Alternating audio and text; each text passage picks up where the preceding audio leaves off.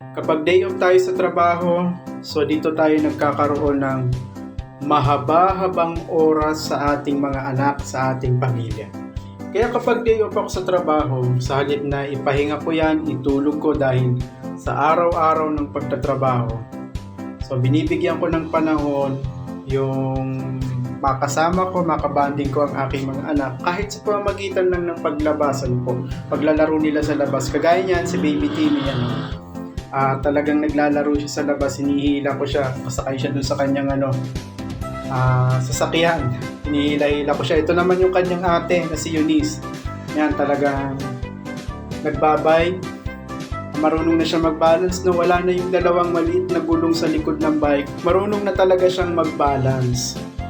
Ito naman si Timmy, ayan, laro ng laro sa tricycle ng kapitbahay, akyat manaog, lakad ng lakad, takbo ng takbo. Yan ang aking maliit na anak.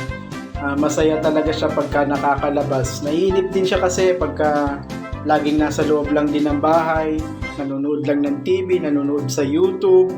So naiinip siya. So kasama yung dalawa nilang pinsan, ayan po si NN. Pinsan ng aking mga anak, pamangkin ng aking asawa.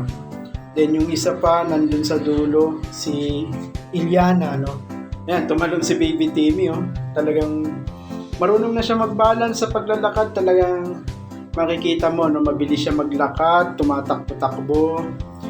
So, ayan, nahabol niya yung nag-i-scooter. So, binabantayan ko siya kasi may mangilan-ngilan na dumadaan pa rin na sasakyan dyan. Yung road na yan, sarado na kasi dahil ginagawa yung tulay sa bandang ibaba. So, naka-close na yan sa mga public utility vehicle. So, wala na masyadong dumadaan dyan. Walang namamasadang sasakyan na dumadaan dyan. Kaya safe naman po sa mga bata, pero kailangan pa rin bantayan dahil may mangilan-ngilan pa rin, yung mga taga dyan din, na mga sasakyan na dumadaan. Pero hindi na ganun karami at hindi ganun kadelikado para po sa ating mga anak. Subalit, kailangan pa rin natin bantayan. So yan, maligaya sila, masaya sila kapag nakalabas sila. Kahit sa labas lang ng bahay, basta nakakatakbo sila, nakakapag-bike, nakakapaglaro, maligaya na ang aking mga anak. Masayang masaya na sila.